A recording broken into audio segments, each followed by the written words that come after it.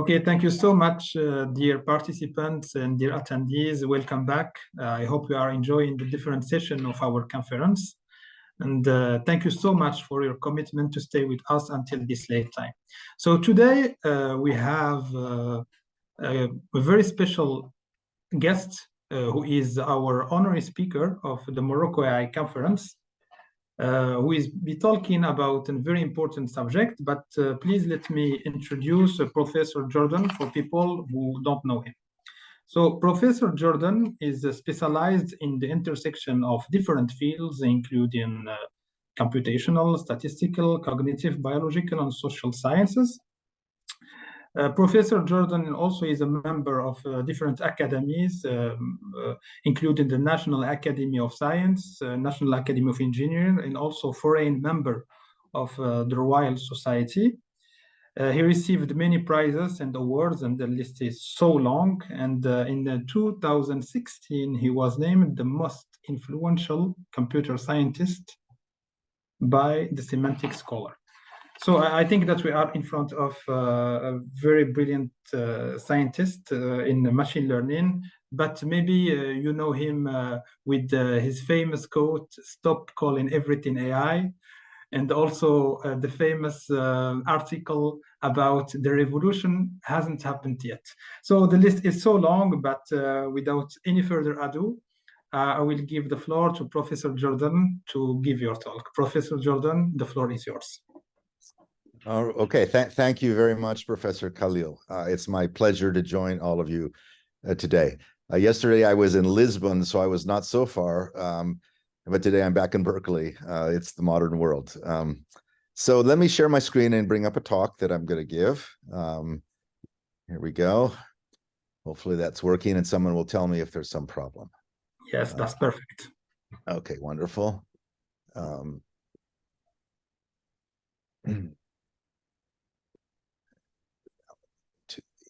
Start. Okay, so yes, I'm going to try to say a little bit about AI. I have an alternative view on it, and it is really more of a collaborative, social, collectivist view, if you will, of this emerging engineering field. So let's just sort of remind ourselves of where AI came from. This was a phrase that was invented in the 1950s. It was about imitating humans, and John McCarthy on the right there suggested an interesting area of science could be to understand how thought arises in a brain and try to put that into a computer. I think it's an interesting thing to contemplate. It's not really what's happened. We don't really have thought in a computer. We have massive scale data analysis that can imitate some aspects of thinking. But I don't think that's actually what the really engineering goal, the interesting engineering goal is for many countries and many societies. It's really about augmenting human intelligence and helping us to have safer and happier and more rewarding lives. And I think that Douglas Engelbart, who's the other person on the slide, kind of had it right, that what's happened in computer science in the last 40 years is things like search engines and recommendation systems and so on that have augmented our intelligence. And I think that's really a good way to think about it. And in fact, I don't think in the real world, it's been about AI has come and then we've used it. It's really machine learning that has been used in many, many industries. And so this is what I would call a real world history of machine learning, not the academic history of just what's the algorithms. Just really briefly, but there was a generation, maybe 20 years ago or so, that the back end of many companies became full of machine learning. And so particularly supply chain management in commerce companies like Amazon or Alibaba and so on, used machine learning, and not just a little bit, but they used it completely. Supply chain management requires data from all over the world of ships moving and people's strikes happening, and how goods are made in various places and how they all come together to supply consumers. And that's being done now at scales of billions of goods and billions of types of goods and hundreds of millions of people. There's no way a single human could have done that. There's no way classical algorithms could do that. It was machine learning. And they did this in those companies on not just one computer, but on thousands and eventually tens of thousands of computers. And that was the beginnings of the cloud. So that really is an important history that's not very much talked about. And I think, 10 years later, the second generation was when the data changed. It became data about human transactions, and we got recommendation systems. So when people buy things, the system would learn about that, and they would propose other things to buy. And that's very impactful on many, many fields, not just commerce, of using social data to kind of help people to guide their decisions as they go into new domains. The third generation is now what this deep learning era is about. It's about finding patterns in data. And again, it's just like before, large amounts of data, and it's being done on the cloud and on other computing platforms. But what really is, and it's kind of very similar algorithms as back in the first generation.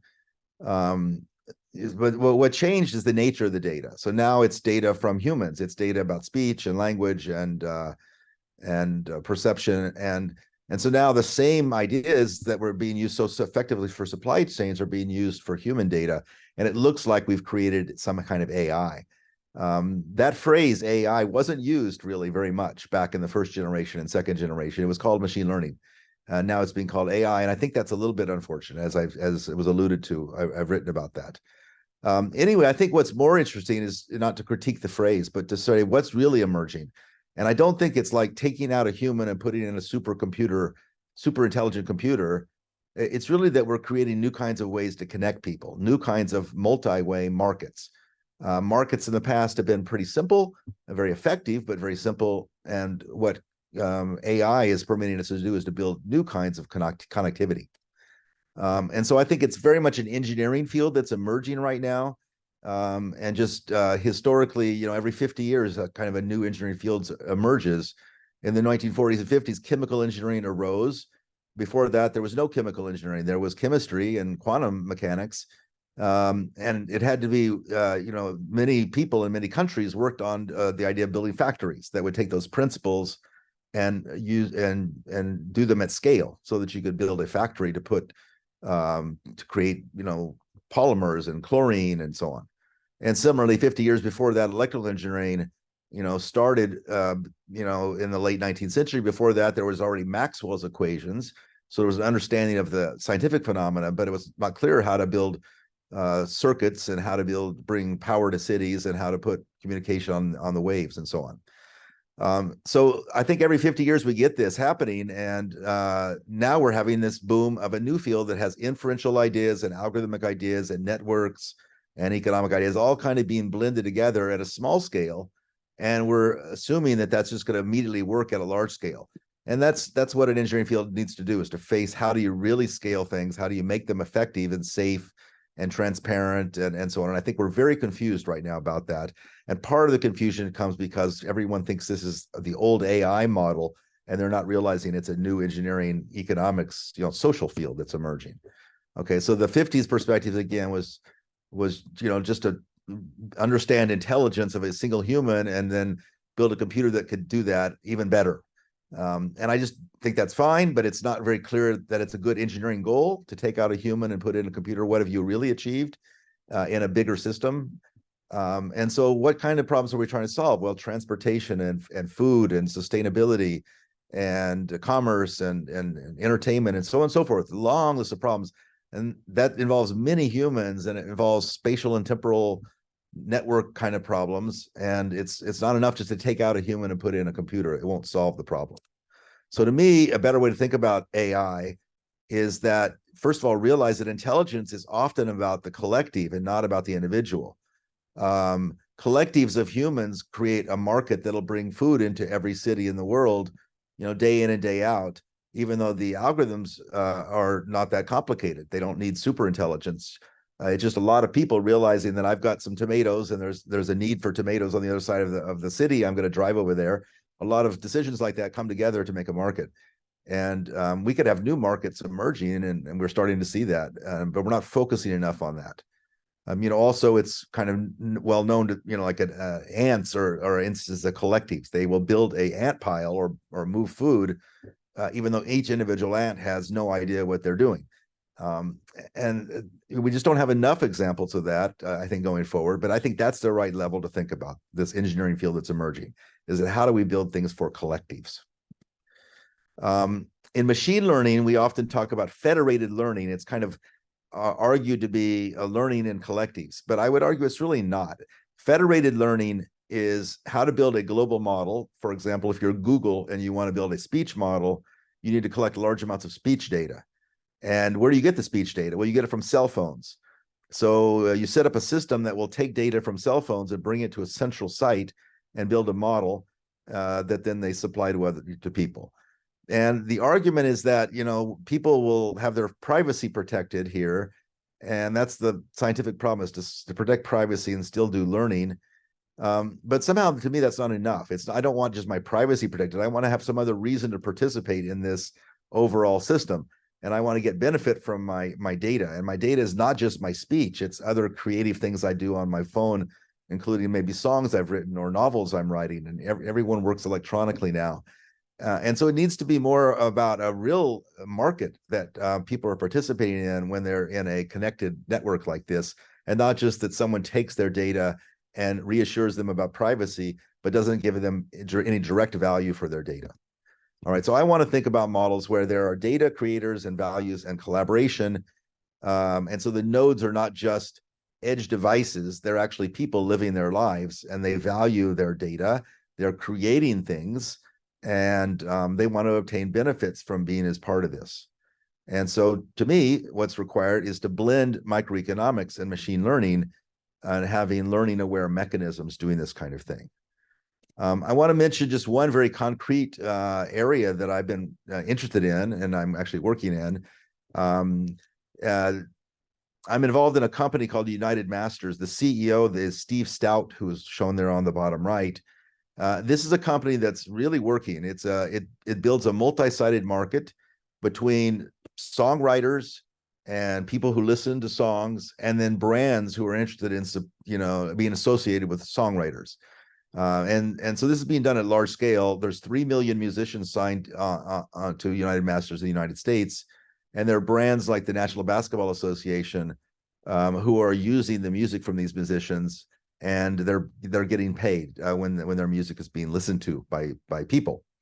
So it's a three-way market. It really works. It's a different model than streaming music a la Spotify and advertising models. It's kind of a direct contributory market. And to build that market, you needed data analysis and market mechanisms and all the kind of things that people were talking about for AI, but thought about in the overall collective context of how do we create a market for people to make their music. And when I say people here, I want to emphasize most of the musicians on United Masters website are 20-year-olds. And so this is like people who would like to have a job, being able to do their music and not have AI take away their job, but somehow give them opportunities. Steve went the other day to Nigeria, and he had a big success there. And so United Masters is also coming to Africa. And I think this is really a good example of kind of a worldwide network that can link people and create value. Now, if we go a little bit more towards the technical problems here, recommendation systems, as I alluded to, are ways to bring machine learning together with social. When people go in to buy things, recommendation systems learn about the patterns of buying, and they make recommendations to other people. And that's been very big success. But it's still missing something. And that something to me is the economic model. If you think about when you're making recommendation systems to many people, and there are a certain number of items, if you recommend things where there's no scarcity, like movies and books, you can copy. If I recommend the same movie to 100,000 people today, there's no problem. I just copy the bits. If I recommend the same book to 100,000 people, there's no problem. If they all want to buy it, I can copy the book very quickly. But if I recommend the same restaurant to many people, I can't copy the restaurant. And so I will create congestion. I will create, crowds. And that is a problem. If also I recommend things like streets to drivers, streets also, I can't copy the street. And if I recommend it to too many people, I'll create congestion. And so you could say, well, this is not a hard problem. I'm just going to never recommend the same restaurant to more than 100 people. I'll stop, I'll cap it, or recommend the same street to too many drivers. But now you have to figure out who gets to recommend it, who gets to go down the street, and who gets to go to the restaurant. And if you just take the first people to arrive, that's not necessarily the people that that really want it the most or that need it the most. And so if you're an economist, this is obvious to you. You don't create social welfare by simply putting caps on things. And so you really now have to think about how to integrate machine learning with that's making the recommendations with a microeconomic model that actually makes the allocations. And to me, that's really, really interesting. As an academic, I realize now that the field of statistics and computer science, which were long viewed as allied via machine learning, really also need to bring in economics. And economics has been allied with statistics. That's called econometrics. And economics has been allied with computer science. That's called algorithmic game theory. But these pairwise blends haven't interacted with each other. And putting all three together, to me, is what the modern agenda is. Okay, so the second half of my talk, I'm just going to pick a couple of problem areas where we've been working on this in my group. Here's some of the overall problem areas I've been working in for like 10 years. And so for some of the younger people in the audience or anything, I want to show you a couple of examples of problems that you can work on that is machine learning with economics, put together. And so I picked a couple of problems here. And one of them is an area that we're now calling statistical contract theory. These are my colleagues at Berkeley with whom I worked on this. And where is contract theory coming from? Well, this is coming from economics. It's part of the theory of incentives. The other part of that theory is auction theory. And this is where you have a large number of people coming together and they're trying to allocate items to those people, and payments are being made. And how do you organize that kind of system? In a market, you just the market runs and you can analyze it. But auctions and contracts are things you design, and you design them so they do an effective job. Now, contracts are probably less well known than auctions, but they're widely used. And what is a contract? A contract is a list of services and prices. So in domains where you don't just have one price for every object, you have multiple services and multiple prices. Those systems can work economically much more effectively than simply setting a single price. But if you set different prices for different people in some discriminatory way, no one will accept that, and it's illegal. So you don't. What a contract is, it's a list of options. You can have services and prices, and there's a list of that's a menu, like in a restaurant. The different things cost different things, and you get to pick. And so the airlines offer like business fares and economy fares. And why do they do that? Well, because different people will pick different fares depending on how eager they are to travel that day. And so that will fill the airplane, and the airline will get more revenue than they would get if they had a single fare. And this was critically important in the 1980s for the airlines to actually survive. Okay, so that's really interesting. But what kind of new emerging real world problems do we have where machine learning is involved that seem to require contract theory? So I argue all over the place. So here's a good example. Clinical trials. These are trials for deciding which medicines go to market in a given country. So in the United States, you have the Federal Drug Administration, which regulates this. They do testing of candidate medicines, and it costs many tens of millions of dollars every year for each area of medicine to test things, new candidate drugs. So it's an immense investment. And the question is it working? It's kind of a regulatory system, and is it really working? And I'm going to argue that it's not really working very well. Hang on just a minute. I went too quickly there. Because it's not recognizing the incentive structure of the problem. All right, so to say that a little bit more clearly, in this problem, there is what we're going to call a principal. That's the FDA who's doing the regulatory testing. They have some very rough knowledge about drug candidates, but they don't understand the particular drug candidate, the particular protein that's involved, the bioengineering behind it, and so on.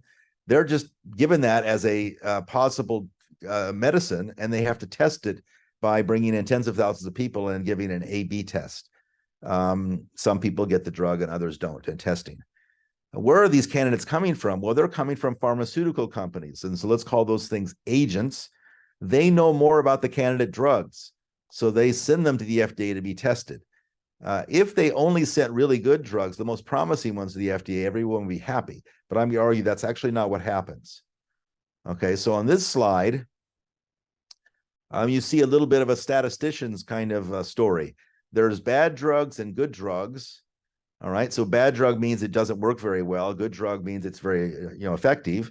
And the FDA ensures that the probability of approval of a bad drug is only like 0.05. That's the false positive rate.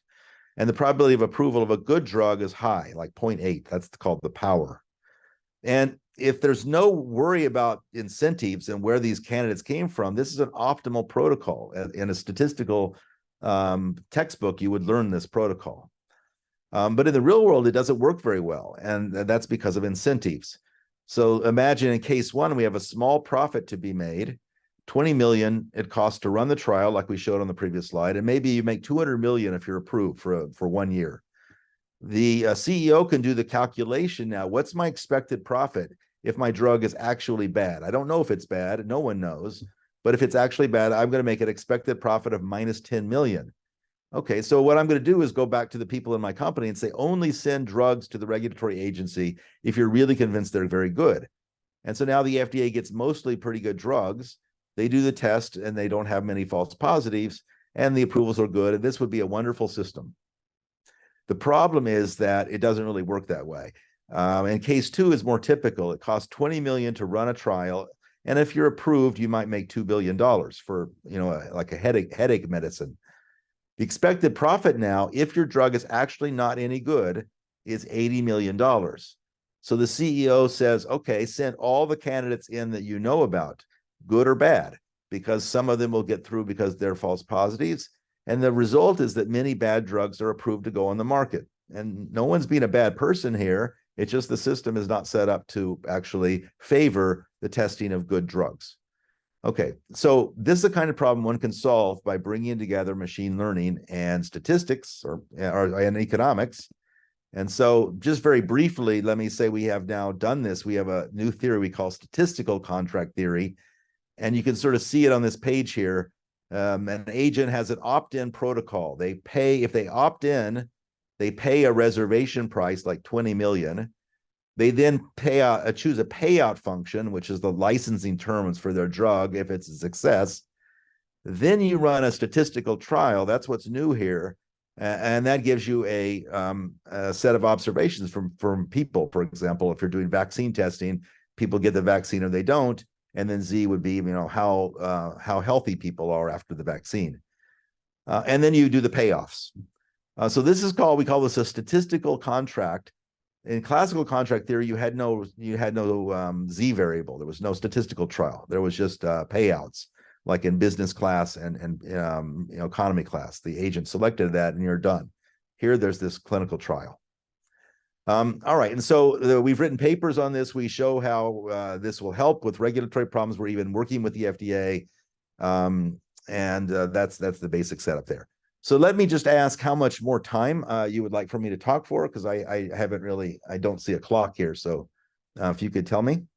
Yes, you have 5 minutes left. Okay, perfect. All right. So let me just say something about another second project. Let me skip over a couple of slides there.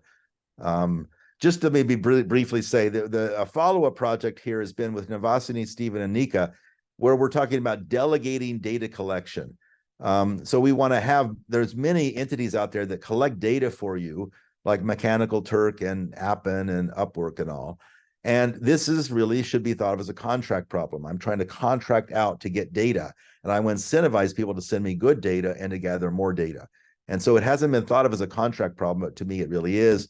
And we have done, set up the contract theory problem here and solved some of these challenges and developed a theory of data collection, distributed data collection. Okay, in the last 5 minutes, what I want to do is say something about this new topic we've been working on called prediction-powered inference. These are my colleagues at Berkeley who've been working with me on this. And this is a problem of, again, an information asymmetry. There's some entity, in this case, we're going to be talking about AlphaFold, that produces predictions, and it's done by some big company somewhere, and we can't change that, but we want to use the predictions to help us make our own local decisions or our own scientific decisions. Okay, so AlphaFold, as you may know, is doing a really great job of predicting protein structure. It can do hundreds of millions of predictions that are, the overall accuracy is quite high. And if you compare that to the number of actual crystal structures that are known, that's only hundreds of thousands. So, that's interesting. And that suggests that you could do science by just using the output from AlphaFold. You could have the machine learning system produce many more data points than scientists can produce, and you can make science go faster. So here's an example of that. People were studying something called intrinsic disorder of proteins. If a protein has a strand hanging off of it, it didn't fold up, that used to be thought as bad. It happens because of quantum fluctuations, and it's turning out, looks like it's very important in biology. So in 2004, someone wanted to test that. They asked whether intrinsic disorder was related to protein activation, and they used all 10,000 structures that were existing in the protein data bank to test that. And unfortunately, there's not enough data. They had a very big confidence interval, and it covered the null hypothesis that there's no effect. So they couldn't make any conclusion. Someone came now, in 2022 and redid the experiment using the output of AlphaFold instead of the crystal structures. And now they have 200 million data points, and they can make really, much more accurate predictions. The question is, are these good predictions?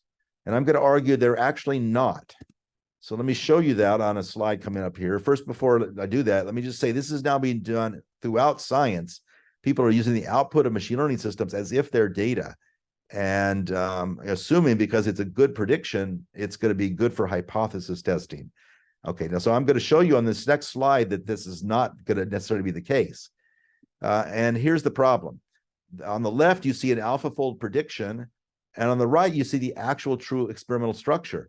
You can see AlphaFold got this one wrong.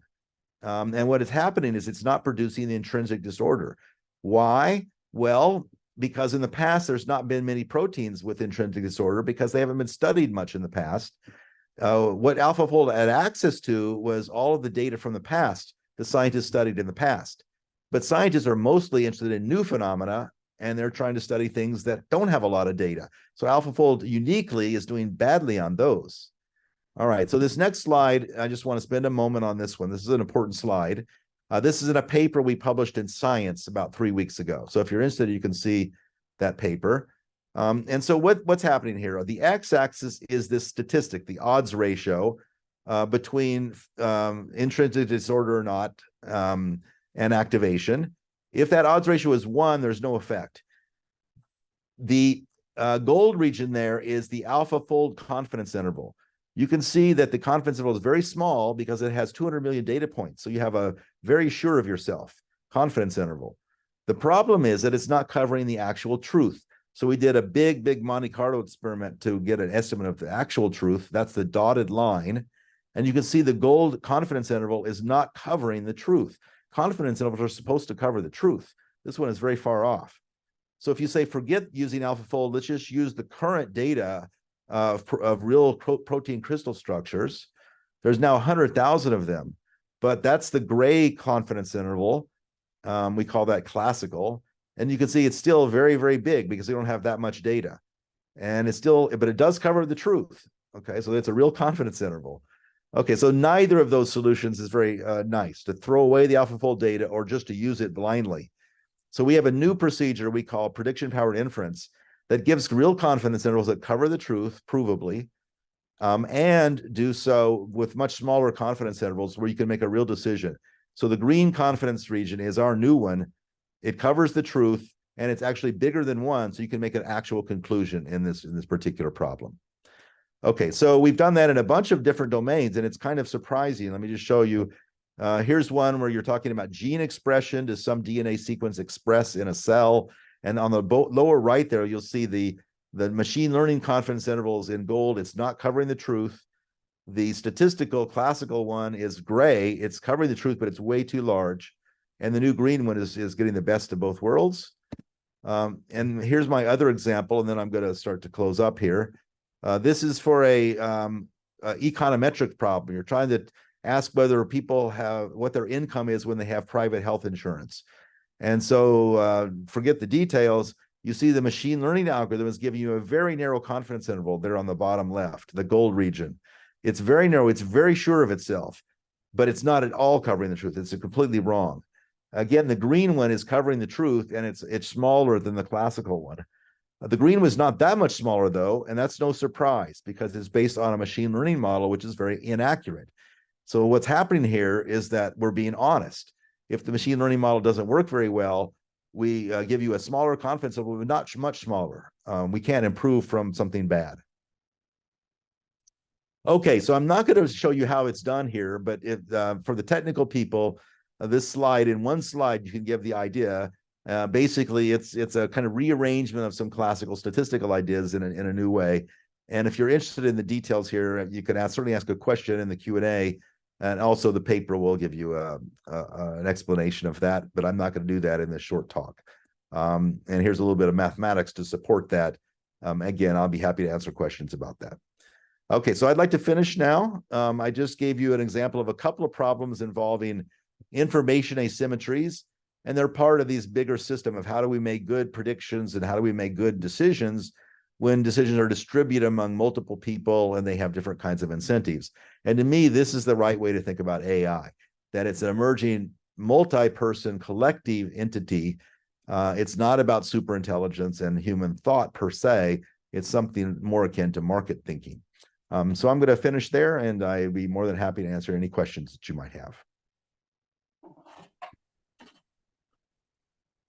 Thank you. Thank you so much, Professor Jordan. If you can just stop sharing your screen. Okay, thank you. Thank you so much. That was really interesting, and we feel that you would like to go through different sciences and engineering in order to tackle the problem from different perspectives. So we have a lot of questions here, and maybe you have answered most of them during your talk. And allow me just to start with the first question that everyone is asking about AI itself, this term. Do you think it is more closely to science or engineering? Oh, I think it's clearly more closely to engineering. I mean, really, it's a brute force approach to taking data, doing analysis, and making predictions. It's predicting the next word in a sentence. And that's a good engineering thing you can solve, and then it does interesting things. But just like in the supply chain problem I alluded to, it was maybe more boring to people. They don't care about supply chain, but it was predicting the next kind of link in a supply chain and what was likely to happen next. And it was doing a good job of that at billion, entity scale. And it was doing creative things with supply chains that, weren't in the textbooks. And that's clearly an engineering problem. And so the new one is predicting the next word in a sentence that some person wrote down or said. It's the same engineering, tool.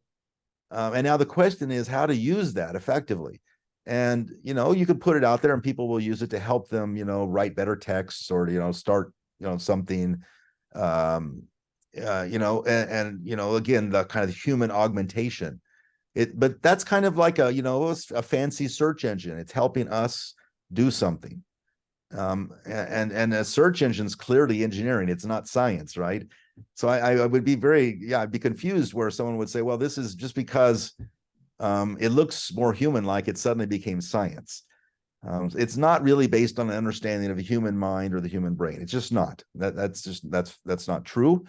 It's based on gradient descent being used on very large amounts of data, and that's fantastic that it really works so well. But that's clearly, to me, engineering. And since it's engineering, you should think about what is the engineering goal.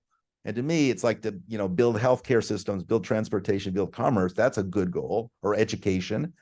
Many countries can start to do that and all. And it's not about, let's more deeply understand intelligence, and then we have to worry about whether we're going to overkill, and this new intelligent entity will be bad for humans. Unfortunately, yes, the latter is the dialogue of most people out there. But I just think it's really wrong, and it's really hurting progress to talk in that kind of language as if it's science. It's not yet, and it could be. I think in 20 or 30 years there'll be more well-motivated understanding of human thought, and it'll augment what we have now, and that'll probably be good.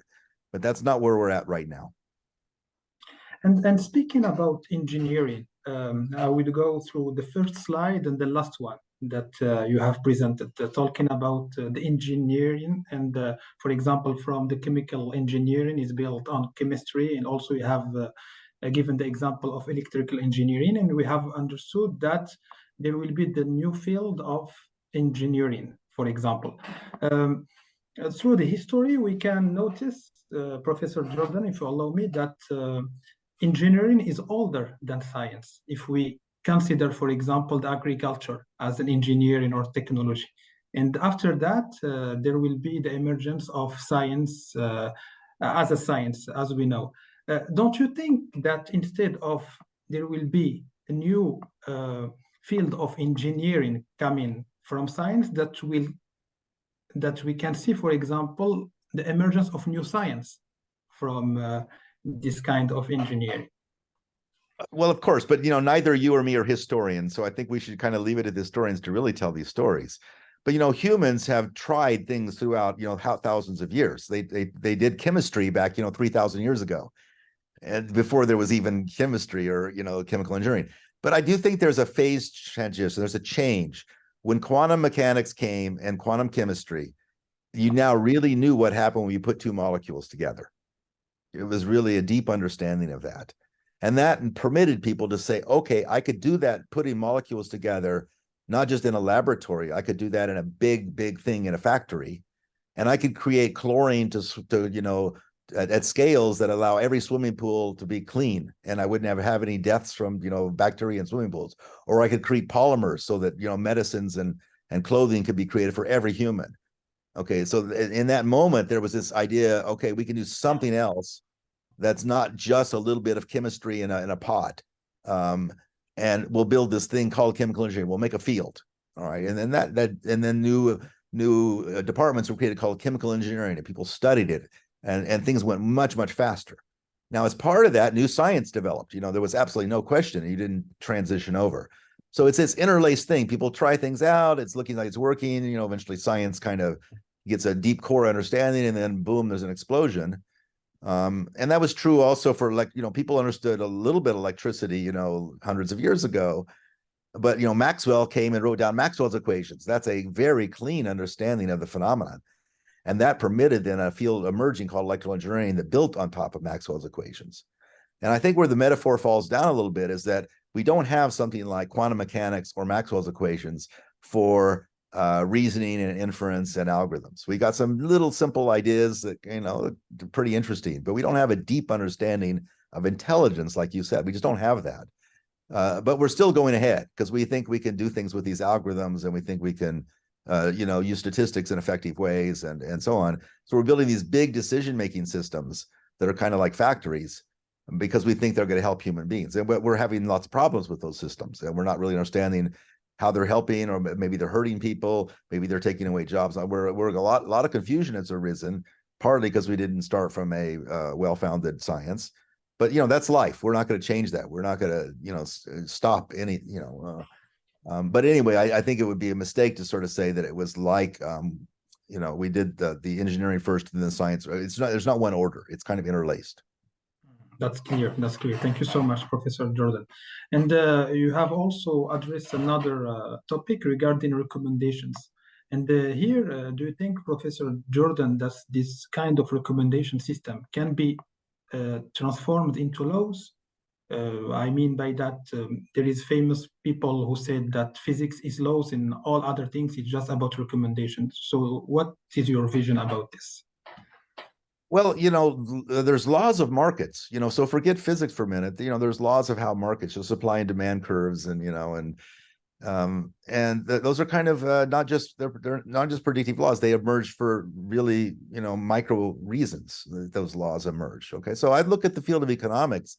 It's not, it may be in some ways as powerful as physics of F equals ma or Maxwell's equations, but it really does do a lot of predictions of how humans will interact in a market, and says when markets will fail, when they will not fail, how to help markets, how to regulate, and so on. And it's still a field that's in development. And I think actually what it needed most was what we can supply from machine learning. It didn't have a lot of data being integrated into the design of the markets. And data was used more just to measure the macroeconomy and say, are we having inflation or not?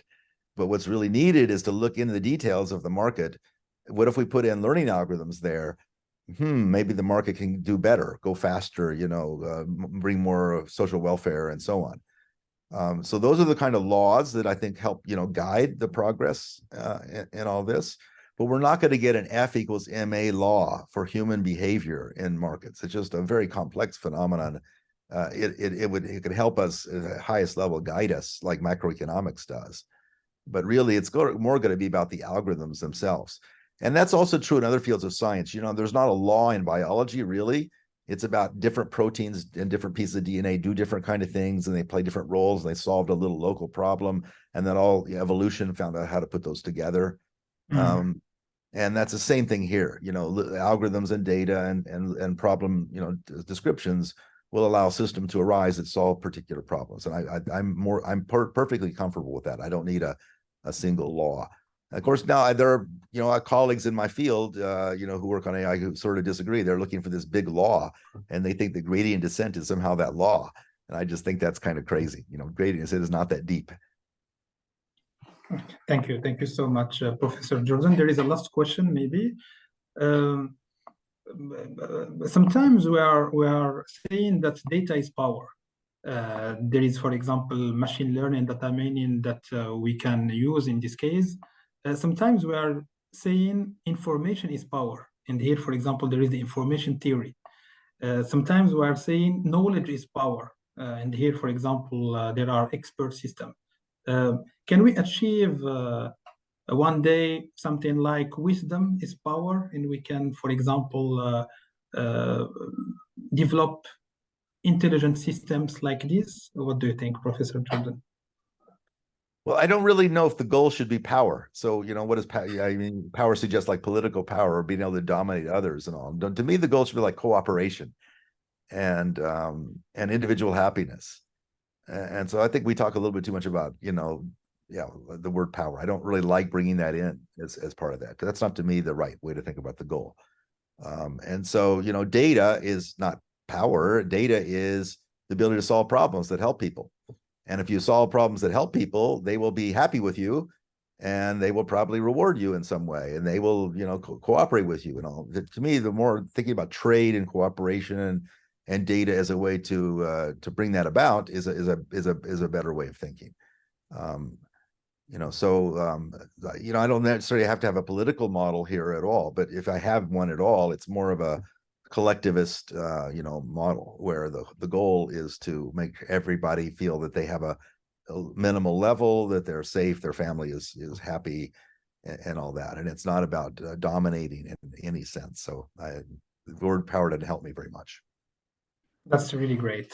Thank you so much, Professor Jordan, for your presence here. And maybe if you can just say a final word in French to our MoroccoAI community, si vous pouvez le faire, Professor Jordan. Oui, volontiers. En fait, je parle français et je parle italien aussi et espagnol. Donc, j'aime bien les langues. J'aime bien voyager. J'aime bien le côté international de mon travail. J'ai des étudiants de partout dans le monde, et en fait, j'ai un étudiant marocain. Et en fait, ce que j'ai dit, c'est important de réaliser que le AI, IA, ça provient de problèmes locaux. Okay? Des problèmes dans chaque pays sont un peu différents, et les ingénieurs dans ce pays vont résoudre des problèmes de façon différente. Et donc, ce n'est pas une technologie que tu vas acheter ou quelqu'un va te donner. C'est une technologie que tu vas développer avec tes ingénieurs, avec l'éducation locale pour résoudre des problèmes dans ton pays. Donc, chaque pays peut participer. Ce n'est pas qu'un pays ou deux pays vont dominer. Et en fait, avec ingénieur chimique, c'était pareil. Ingénieur chimique, ce n'était pas dominé par un pays. C'était partout dans le monde. Il y avait des développements locaux. Donc, oui, je vais encourager les gens dans leur pays, dans chaque pays, de participer, de faire ça de façon liée, et de reconnaître que c'est l'éducation, la formation des jeunes qui est le plus important, et pas seulement les machines et les algorithmes. Voilà, chère communauté, c'était notre surprise de fin. C'est que professeur Jordan, il parle français. Et voilà, on peut terminer peut-être par dire arrêtez d'appeler tout IA. Merci bien. Je suis d'accord. Merci beaucoup, professeur Jordan. Au revoir. Merci. Bonne journée.